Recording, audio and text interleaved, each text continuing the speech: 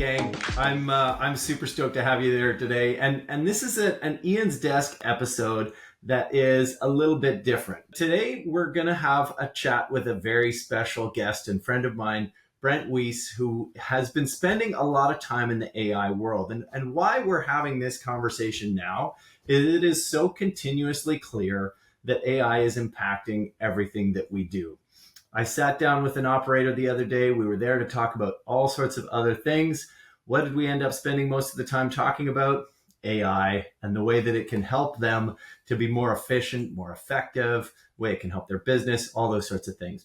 So these are important topics. And Brent and I have been out and about chatting a little bit about these things lately and figured we would bring it to a home base in this lovely place I call Vancouver and Ian's Desk. And we're going to get into it with Brent Wees. But I first want to tell you a little bit about Brent. There's the official stuff. Once upon a time, and when I first met Brent, he was a partner at Dashboard, an agency that was handling all sorts of brands, tier one brands, as well as going in deep with dealers, and built a website platform supporting dealers called Glovebox. And over time morphed into a bit of kind of agency and software collaborator, working with a bunch of other companies, built out some cool software called Bumper, later sold that company and moved into a world where he's helping operators of a variety of different businesses with that kind of fractional CMO side of things.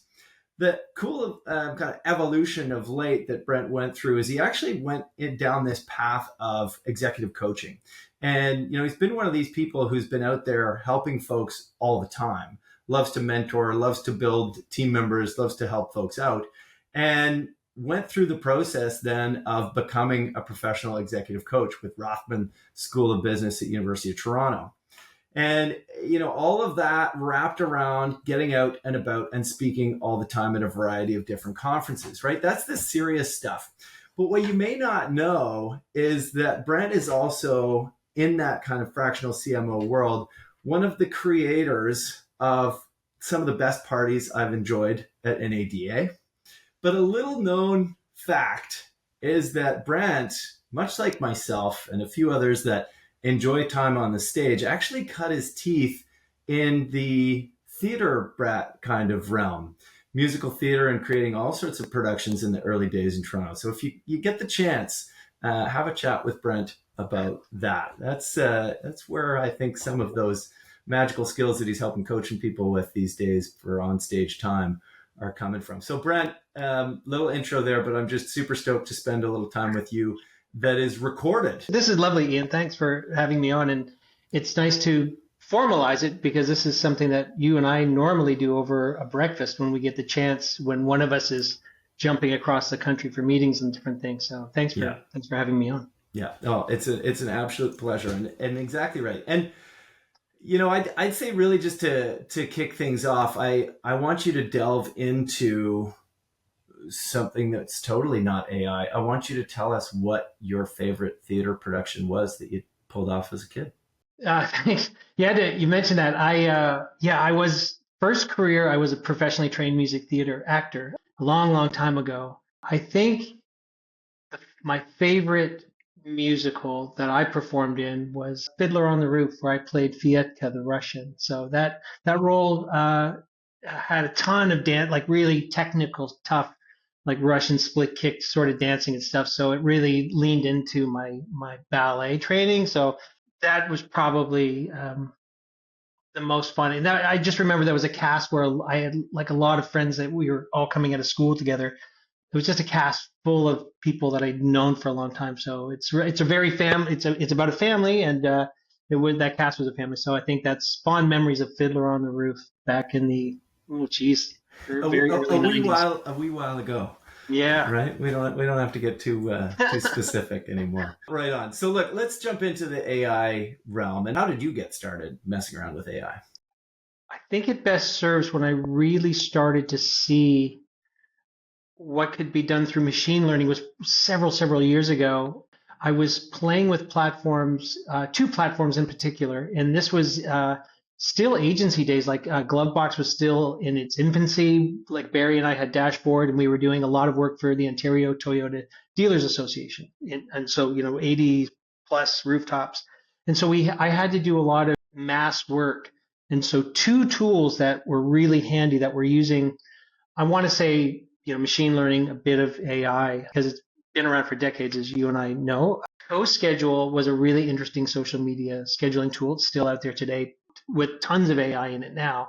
But back in the day there, and I talk about this a lot, I've talked about it for years, is their requeue engine is a machine learning piece where it would look at all of your postings and then do this evergreening on, like, do you approve it? One click and it's now scheduling on its own. It's working on its own druthers based on your approval of things that you want to evergreen. So CoSchedule's just been around forever with that. The other one, which is WordStream, was also an like kind of an automation, bit of early AI machine learning as well with your paid media play. So the same thing, it had this 20-minute work week that we would have all these dealers paid schedule, and it would go through and go, you can reduce spend here by 14 cents. You can add these keywords. You can do this. Like it would give you all its recommendations and fixes to the account. And again, a one click would then go and send this stuff into the networks. So from a productivity and timing standpoint, it allowed us as an agency to work really, really quickly. So on a day-to-day piece with AI, I think that's probably the earliest I was touching it. Yeah, fantastic. What's been the big kind of transition into some of the big aha moments that you've come across in going from, technical and scheduling and planning and pushing media and crunching the data and that sort of stuff, the more typical, to now this really extraordinary large language version of AI? The thing that's really interesting to me is how you can build agents and teams of agents now and have them autonomously working on your behalf, doing all of these things. So we're in this infancy of learning how to prompt and learning how to converse with the LLMs and the engines and the agents and the bots. Where I'm really geeked out is how I can take a bunch of them, put them all together, and then direct them. So I'm building agents to do research and then production timelines, tasking, and right, like just building them all together and then having them come back and present the work is really interesting because I'm very much a proponent of still taking it all and rewriting and massaging and wordsmithing. I don't just take it verbatim and smash it back out there, but having them do that allows me even more deep work time to really finesse a strategy or really do something. So that's where I'm at with the tools right now. But like you said, there's still so many people that are early days. Mm-hmm. Definitely. Take us through a use case, a recent use case where you're going through those steps and making use of those tools. What's been a recent output? Abby, one of my who works on strategy with me in my little collective, we had a client that wanted to do a lead nurture campaign in HubSpot. They're a HubSpot user. And what was really cool about getting all these agents together was, so an aha moment was, not only could we get them to write all the right copy and the right cadence for this lead nurture campaign and these different audiences, but the fact that it actually built all of the workflow step by step that we had to do in HubSpot as well, based on triggering and audience builds and things, because there were certain things that we had to take that information where Abby knew how to do that in HubSpot herself. So the amount of time that it used to take her manually to write that from 6 months got down to her heavy work, she said, probably in about 3 hours work. It used to take her end to end 6 months to get all of the audiences built, all the right things written, all the right cadences, all the right triggers written. And now in that 3 hours, it gave her more time to go into HubSpot and ensure that triggers were right, that the audiences were set up the right way, that suppression lists were in place, like all of the tiny work that you have to do. It allowed her to go in and just make sure that this whole thing was airtight. And so for this client with this lead nurture campaign out of HubSpot, what we're seeing now is it's so clean because it gave her more time to really ensure that like every I was dotted and T was crossed. So yeah, everyone's using it to, respond to leads quicker and do this quicker, but we were really trying to move like key audience members through different stages to get them to a point where this client's sales team could really start to engage them. That's the aha, where you've got a bit of subject matter expertise on an existing platform. Now, how can you take your expertise and shove it into these bots? Because for Abby, just this incredible moment of like, this is how quick you can work if you already have the in-depth knowledge around a platform or a piece of software. Yeah, that nails it. And you're landing on two pieces there that are so important. The first being the massive acceleration that can happen as a result of using these tools. The other is the need for that expertise. And there's no substitute for it because it's so easy to have information come out and you could assume it's accurate. You could assume it's correct, but without Yeah. the expertise to really look at it and say, no, that's exactly what I think this should be, what I think the Yeah. output should be, that would have taken me ages to produce, Yeah. but I was able to get this out of the system in a Yeah, and even fraction of the using that time. intel to your point, that subject matter expertise, regardless of what platform it is, Abby was able to go in and show staff on that side of the aisle different ways to prompt their agents to give them better ways of like cleaning up their CRM and cleaning up records and actually saving money on records too, right? Just simple things like so. Like you said, it's sort of every week, dude. Like something else comes across my plate based on tools I'm using. Like I'm a big user of Taskade. I love it. John Z. He started it. He's out in I want to say Taiwan. John, forgive me if I've got it wrong. Singapore, Taiwan, but every week they release new stuff. So I love that. I love the platforms that are kind of always trying to add on a feature or something they're doing because there's almost an aha moment like every week. Yeah, agreed. The propensity that I have now to ask these, typical questions where I'd be like, okay, I need to find I need to find a DIY like YouTube video of how to X.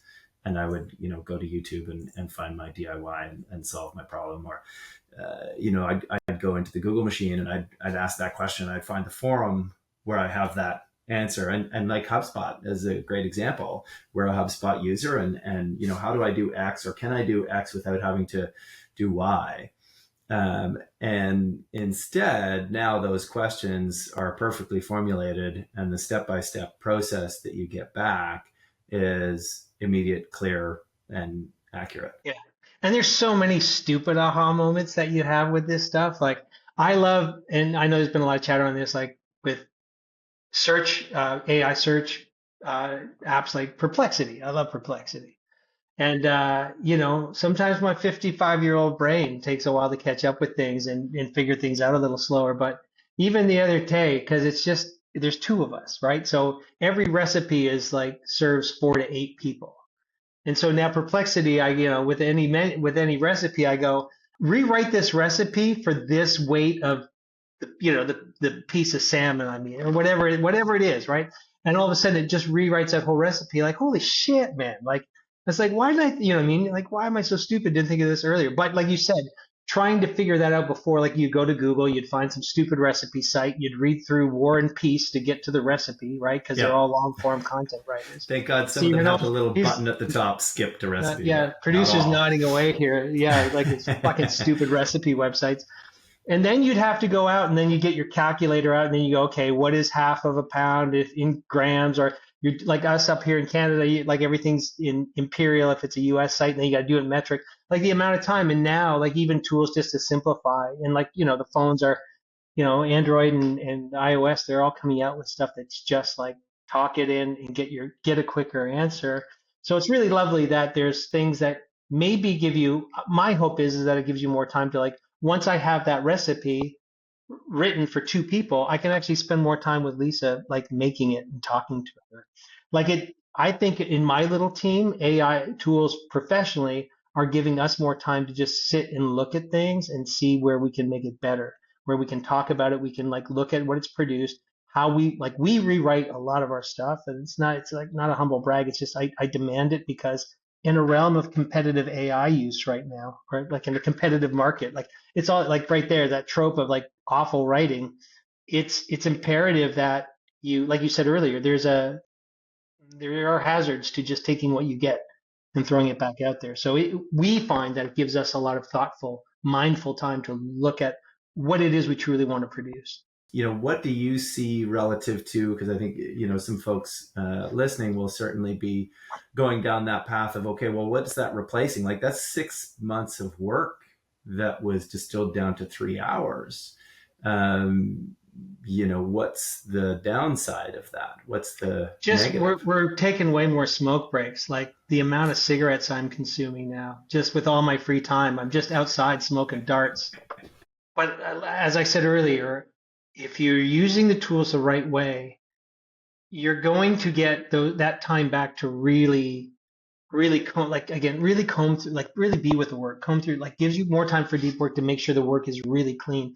And I think to all marketers or writers, like if you're not sure, it's going to spit you some stuff out right away, but then you've got to actually go and check and balance that. So when we are doing a lead nurture campaign, you're bit like it's giving you, here are the steps in HubSpot to go through and build that audience or then hit this trigger. We got to go test that stuff out. More for us is it giving us enough of the right information? Is that when we pass over the guidebook that we built to do this over to the client, because intrinsically we want them to stand alone in their CRM. Like we're not their like we're not a CRM company. Like we don't fucking around with that stuff. It's just I got really lucky that Abby's, she's an old friend of mine that came out of an organization that leaned heavily into HubSpot. And she was their champion, right? She just knows it inside and out. So we just happen to have a client that uses the same CRM, so there's a benefit to them. But that's what we do with it, is we always want to make sure that what that work is telling us or showing us is we actually go through and run it now to make sure it's actually working, especially with something like that. Like, is it giving us an optimized result or an optimum setup? So we're kind of crawling through that stuff once it does it, like, because we love that it works fast, but we also don't trust it. And that's an important path to go down briefly. We don't need to dwell on it too long. AI wants to provide an answer, right? It wants to satisfy the request. So regardless, it's going to give us an answer, right, wrong, or otherwise. So what are you encountering in the wrong answers, and what should people, really in a word or two, be cognizant of relative to those errors? I've seen people write. There was a post on LinkedIn. God, I wish I remembered. It was about someone well known. It was this write up of, here's a historical look back at this person and look what they overcame to get here. Oh, it was about Colonel Sanders. Someone wrote this fucking piece on Colonel Sanders and Kentucky Fried Chicken and talked about the empire that he built and at the time of his death, what KFC was worth. And it was this really inspirational write up. And the thing that was completely wrong about it was it didn't mention anywhere in this that he sold the rights to the business almost immediately after it got some traction in the very, very early days of Kentucky Fried Chicken. He was just paid to be a spokesperson. He didn't get any of that wealth. Like, he sold it all away. But this person wrote this AI, because you could tell from the scripting and how it was written and the wordsmithing of it. But people, and that's kind of the frightening thing, because people were like, this is amazing. It's like, this is so inaccurate. Like, the whole thing was completely inaccurate, like front to back, completely inaccurate. And I think where people get lazy now is people write stuff, and I kind of took a shot at this. Like, people are just taking, like, I need 1,000 words for a LinkedIn post. Write me off something like this, and you get all the nice bullets. Like, it's lovely that our peer group and people we know in the network are now all of a sudden these long form writers, where, a year ago, you were lucky if someone put love this on a, or like a fucking emoji or something on it. Like, we didn't write long form. Like, Bill Playford was the only guy I knew in the industry that was writing long form stuff, like by hand, Cliff Banks. Like, all of a sudden everyone's writing long form. And my fear is, and I think you and I've been in the same room where I've talked about this with dealers and things like that, is my concern is that the more that is copy and pasted out of the agents and shoved right into your public website or your public blog or your public company pages or whatever, that's going to get re-indexed by these bots when they're going out and working on your behalf, and they're picking up all their shitty stuff they wrote before. So we're going to atrophy. I think there's going to come a time where, if it's publicly searchable, that crappy stuff is going to go back into their brains. And we're going to get even more inner realms and even more in the competitive landscapes of this, and more purple and blue pictures. It's almost like its own AI's own flesh-eating disease is poorly copy and pasted shit that's just out there for public consumption. Yeah, and that when you brought that up, And I think I heard you talking about that in Niagara. What sort of things have you seen that have helped? I mean, I was in your session there, like I said, in Niagara. You delivered a similar one at Digital Dealer, the hackathon, and you can see people like legitimately lighting up, right? And I saw a few folks who was spending some time in the room with folks from Boyer, and hearing about some of the challenges that they're facing, but then seeing that team light up with the potential of what this can do to save them time, energy, produce different results, all that sort of thing. So what sort of things have you been seeing in those hackathons that have impressed you and that you'd want to share with operators that are listening? Over the years, I've always found that the more I can involve the audience one way or another in a session, be it through games, be it through workbooks, be it through some sort of interactivity, I always found that the dealers come up afterwards and not just say like that was a great talk or that was a great session, but they actually can visualize themselves how to approach something.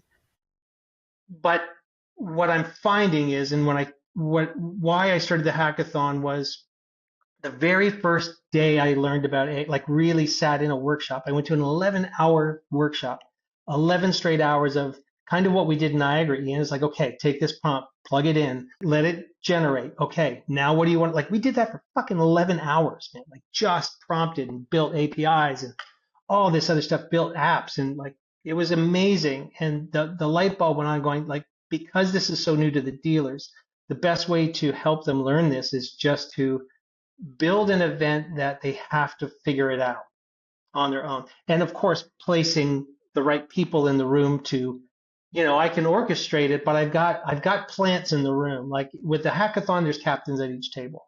And we worked for months and months to get all this together. When I was in Niagara Falls, you were in the room. A couple, Sam Devon was in the room. We had some plants that were at the hackathon that, like you and I talked beforehand. There's some people that can sit there as educators and just reach over the shoulder and allow them to work. And I think that, like we said, that's when the light goes on for these people.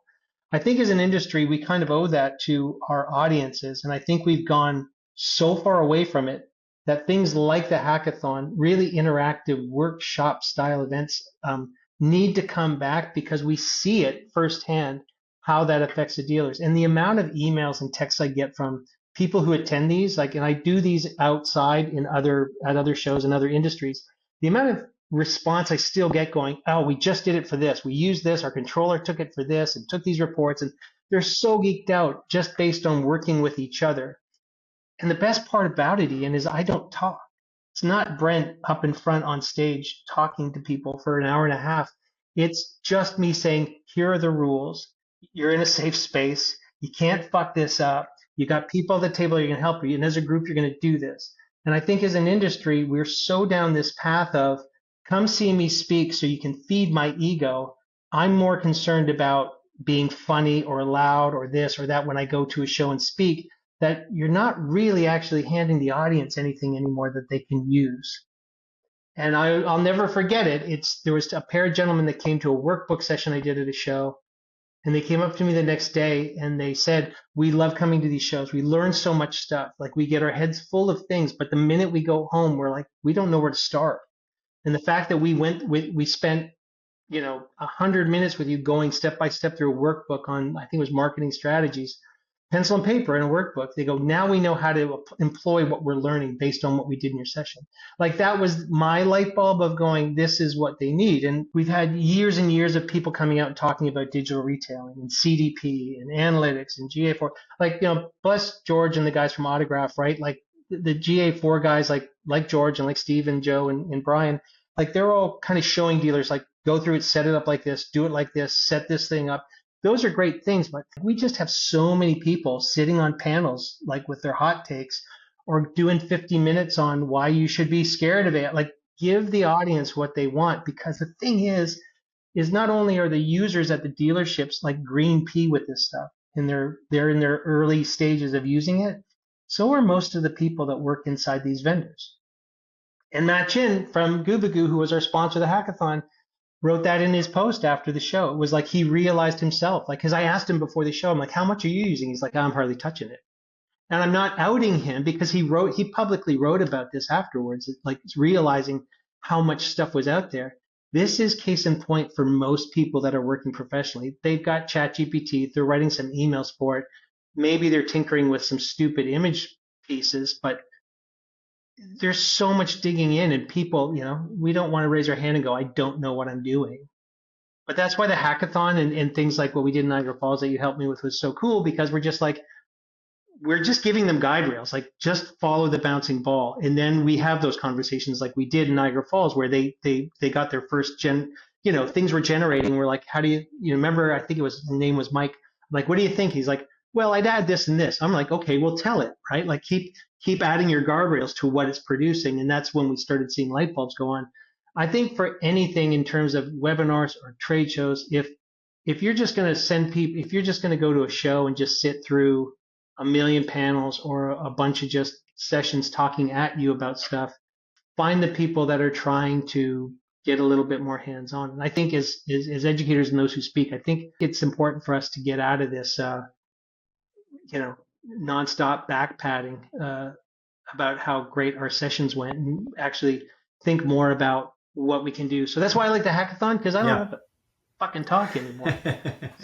There you go. You turn it into a choose your own adventure experience and set them loose.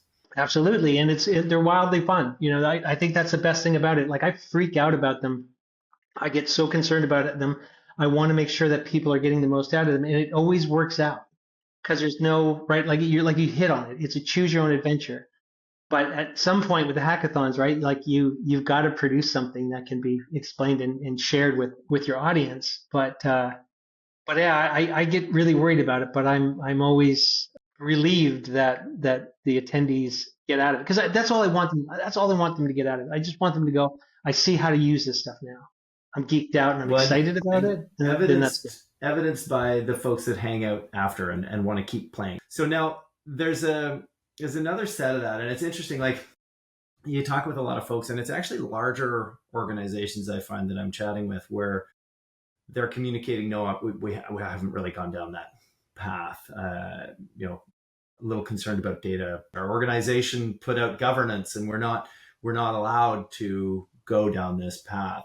So for those folks that are listening, what do you offer them as advice for how to create a safe environment or create a safe space for them to start to explore and make use of these tools if they're not encouraged to, or even if it's being suppressed in some respects corporately?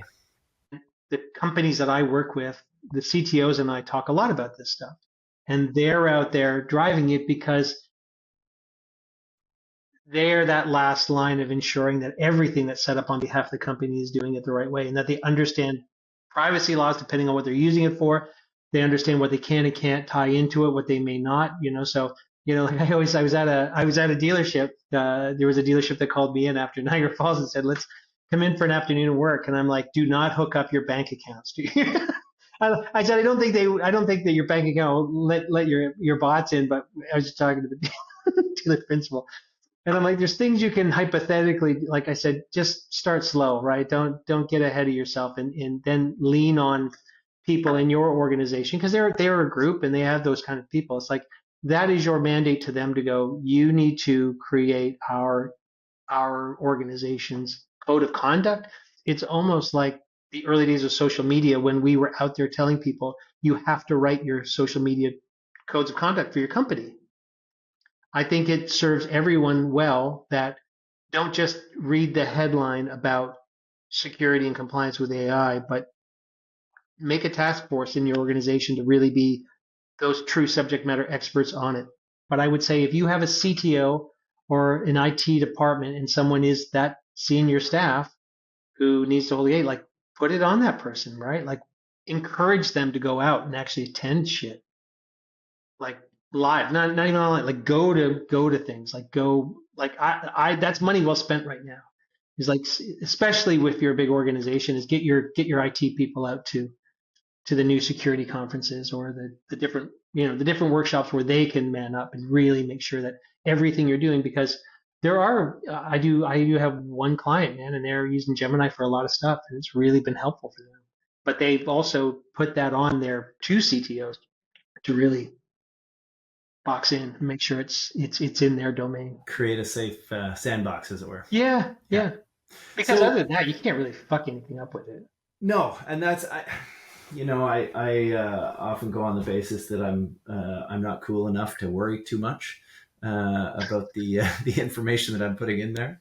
But yeah, playing smart with what information you are putting in, and being safe around that I, environment I is just I important. just tell people like just remember at the end of all your prompts because you were talking about like mindful responses from Hmm. thoughtful responses from these bots. I just remind the audience remember to tell the bots they did a good job because when they do take over, they're going to That's remember right. that you were nice to them. Precisely. You've got to be polite. So when we're thinking about some of the verticals that you've checked out, or some of the recent conversations you've had, what are some things that you thought, I think I'm going to bring this in to the next chat I have with an operator?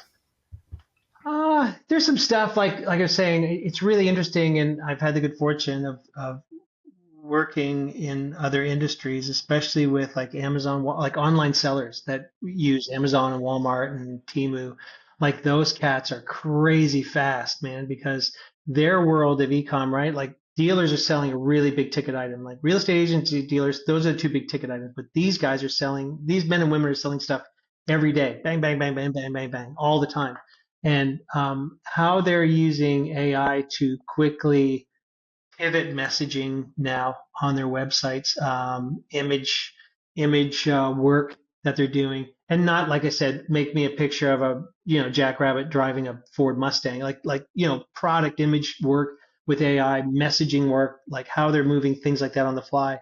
But even using AI in some cases, what I always thought was really interesting was when they run into any sort of supply chain issue, they'll spin up a new warehouse somewhere else in the world in minutes, right? It's not like, well, supply chain's broken. We'll just sit at home and talk on LinkedIn about how awful it is. They're like, okay, if this went down in Thailand, set this up in Vietnam, and they'll do that in an afternoon. Like it's amazing, like their world of connectivity and how some of them are now using AI too to sort of monitor and check shipping and all of that other stuff to know now, like I was talking to a couple where there's just things that they're using AI tools for to even just sometimes monitor and engage. Like if we have to, if this goes down, where do we go next? And their agents are going, spin it up here, do that, like based on things that they're loading up into their own world, the actual retailers. Because there's tons of vendors like in automotive that support these sellers that are fintech companies that build CRMs for them in different platforms and things like that. But the actual sellers on the ground, and I've done hackathons with them too, they're getting a lot of use out of it, like a lot of use, and as are the agencies too that are supporting that sort of econ. Like I would say, like automotive dealers could get some real insight by going to like these econ shows, talking to these guys that are like there too, talking to these vendors because they work at a speed that is so light years faster than Yeah. sometimes what things happen in automotive. But Well, you, smaller products, faster turnaround. yeah, you've got me thinking about risk planning and that sort of stuff, and Yeah, really, what happens if this, what should I be doing if, think of recalls, and recently, Honda having a few vehicles that they have to leave on the ground until they get the right parts. What are some of the mitigations that I can employ to combat this issue? Like, figuring out the different ways that we can approach the problems that we face day to day in store, and even going in and finding prompts. And it's been, not finding prompts but questions, the level of question that we can ask. And it was the CEO of OpenAI talking about, well, it's really about how good our questions are. It's not about how good the system is. The system is strong. We got to keep testing it with better and better yeah, their questions. system is really really strong, and that's such a good point. It's how strong our questions are. I think the best way to look at it is everyone's daily chaos is different. The best way to approach this stuff is like everyone's stuff is different. Everyone has a problem in their day or their week or their month that needs to be sorted out and or streamlined or just improved upon. And that's sort of what I impart with any audience I'm looking at is like if you just want to get your feet wet, make a pencil and paper list of all the things that sort of take up too much time based on the fact that you got to sort of do it by hand or it's something that you redo all the time and you're like, I wish there was a better way of doing this on the repeat.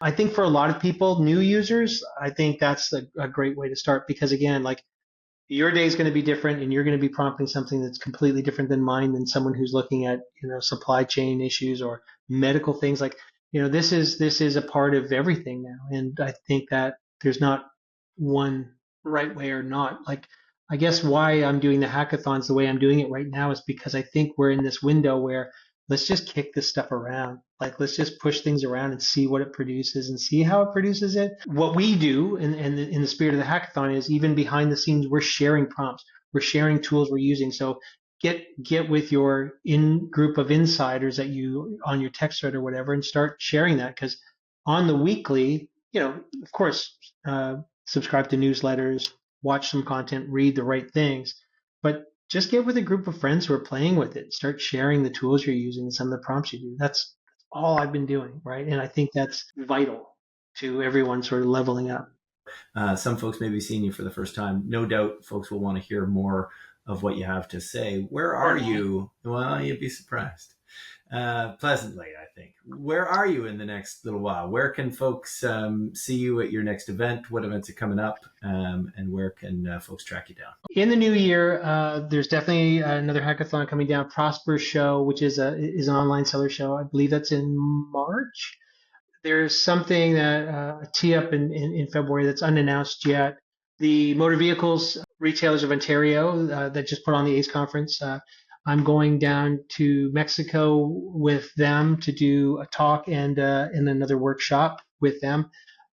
So there's those different pieces, and then, like, as I said, I'm finding different groups are reaching out, where I either get them here to my studio in Toronto, or I go to them and just spend a day doing the same thing. Just sort of, we sit around a table, and based on your department, we just push stuff around. So the big shows are coming up. I will be at NADA walking around, just because I'll have clients there, not speaking there, and that's just fine. But the new year will be more hackathons. Well, it'll be a pleasure to see you at some of those events. I'm sure we'll see you at NADA. You may get me on my one day a year where I actually cut loose at a show. And that'll be at your party. So that's right. We have a friend that's throwing we'll give him a shout out, because we got our buddy Clint. So Clint Burns. Clint Burns at Next Up. He's throwing the Voodoo Stomp at Howlin' Wolf. And our good friend Dwayne Dupsey, who is a NOLA native and he's also a Grammy winner, is throwing down again for us at Howlin' Wolf. We've had Dwayne at 3 parties, and I know you saw him in Dallas open up for Smash Mouth, and we actually should have flipped the bill, because Dwayne tore down. So I'll be there supporting Clint in his event. I've got other clients that are supporting there, but we know our buddy Clint throws a pretty good party. So if you see me anywhere at NADA, it'll be at Howlin' Wolf on Saturday night. But I look forward to seeing the area, because I know, like, we do a lot of this, and it's nice just to hang out today with you online. Absolutely. Chop it up a bit. And thanks so much for making the time. It's a real pleasure. You got it, man. We'll see you again soon.